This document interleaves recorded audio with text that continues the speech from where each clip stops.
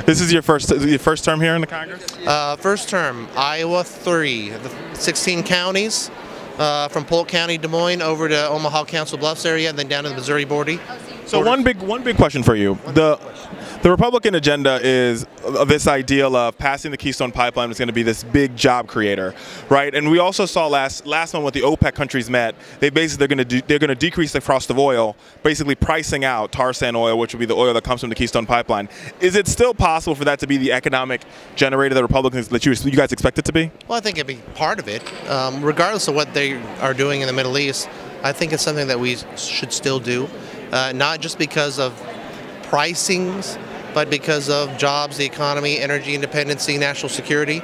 And the State Department is giving it a thumbs up and says it's going to create a lot more jobs than the president has said. So the president tonight made a full-throated defense of how we create jobs by sort of growing the middle class. What's your thoughts to that? I believe in free markets. And so what does that mean? We'll edit that out, don't you worry. It means creating a field where entrepreneurs, people with capital, small businesses, large businesses, farmers, they understand what the rules are down the road with regulations and tax policy. They want certainty and permanence. There's a lot of people sitting with capital on the sidelines, want to invest in this economy, but they don't know the rules and they want to play. So would you support an increase in the child tax credit for middle class families? I'll have to take a look at that. I mean, the president rattled off a lot of things tonight. They will come before some of our committees and possibly for votes, but I'm willing to at least have the debate. But I wasn't real happy tonight to hear the president right out of the blocks talk about vetoing what's coming his way. We're passing some good things, I believe, in a bipartisan way in Congress, and that's what I heard on November 4th. Go there, get things done. It may not be an endorsement of Republican principles, but there's been dysfunction there, and we're going to put in some new folks, get it done. And if you don't get it done, we're going to get you out. So, I mean, I hear that, and I think there's a lot of folks who argue that, yes, we want, what the American people want is a Congress that will get things done, right? And they want a president who will work with the Congress to get those things done. Once again, this Congress has voted for the 60th time to repeal the Affordable Care Act, which some would argue is not getting... We haven't voted on that yet. We haven't voted on that yet. Which you guys will preemptively vote on. Well, we may. Will you vote to repeal it? I have stated that I will vote to repeal it, and I know that it will be highly symbolic because I know that this is the president's, key mark legislation, and he's not going to let it go by the wayside. But that doesn't mean that we can't maybe try to fix it in a bipartisan way, because it's going to have to be done that way. And what are the fixes that you would propose? Well, we've already seen one of our first votes was moving the 30-hour week back to the 40-hour week. Medical device tax. I'd like to see some price transparency. I want to know, and I know the American people want to know what they're paying for sometimes before they go into a provider, but they get the sticker shock afterwards. And a lot of times that's being paid for by the taxpayer, so the taxpayer should know. But do you feel as though overall, and I think the president talked about it tonight in his speech around page 3 or 4 about the benefits of the Affordable Care Act, do you see any benefits to the law?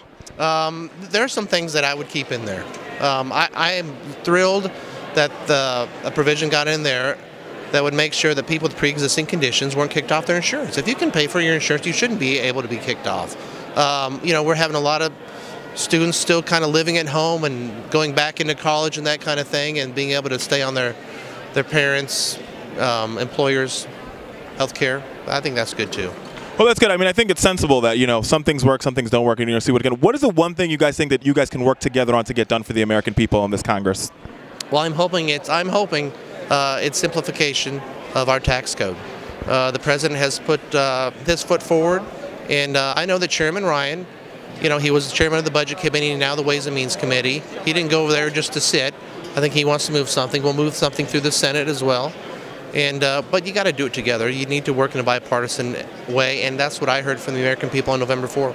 So the president has argued, talking about just that, the ideal of fixing our tax code. The president has talked about closing a lot of the loopholes for corporations, for millionaires and billionaires, for yacht owners, and so on and so on and so forth.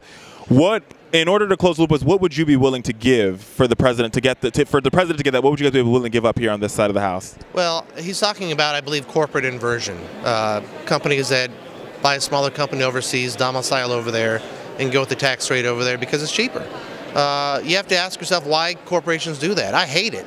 They do that because we have the highest corporate tax rate in the world, maybe. So the president has said he'd like to lower the corporate tax rate. I'd like to lower it too.